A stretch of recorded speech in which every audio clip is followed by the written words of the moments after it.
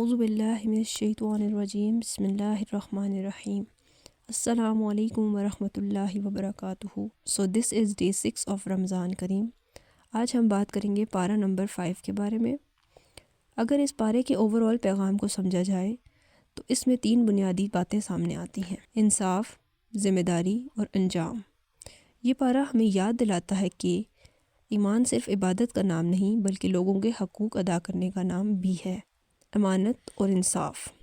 سب سے پہلے بات آتی ہے امانت اور انصاف کی.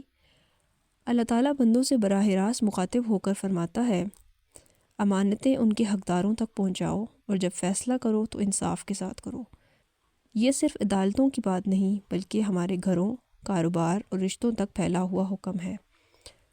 ان آیات سے ہمیں یہ سبق ملتا ہے کہ اللہ تعالیٰ کے نزدیک سب سے قیمتی چیز دیانتداری، اعتدال اور انصاف ہے.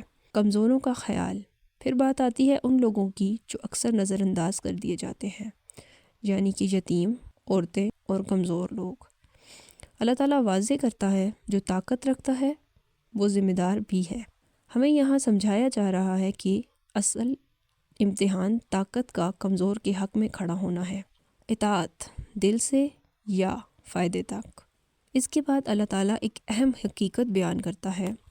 کچھ لوگ اللہ اور رسول اللہ صلی اللہ علیہ وآلہ وسلم کی بات تب تک مانتے ہیں جب تک انہیں اپنا فائدہ نظر آتا ہے. جیسے ہی فیصلہ ان کے خلاف ہوتا ہے یا فائدہ ختم ہو جاتا ہے وہ منہ موڑ لیتے ہیں اور قرآن پاک کی آیات تک کو وہ اپنے مطلب کے لیے استعمال کرتے ہیں.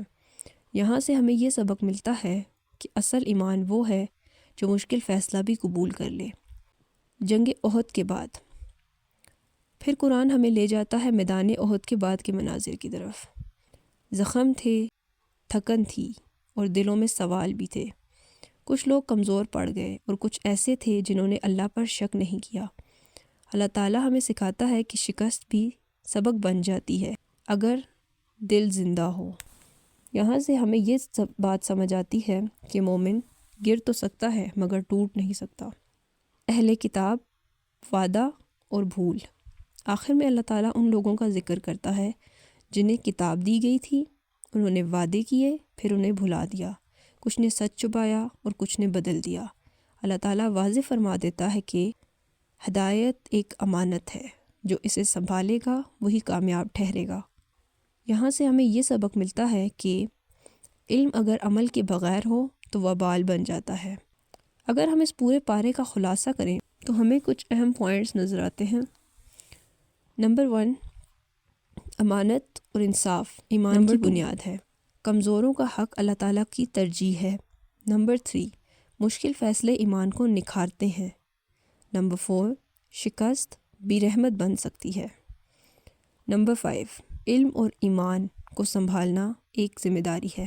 اللہ تعالیٰ ان دلوں کو مضبوط کرتا ہے جو حق کے ساتھ کھڑے رہیں چاہے نقصان ہی کیوں نہ ہو.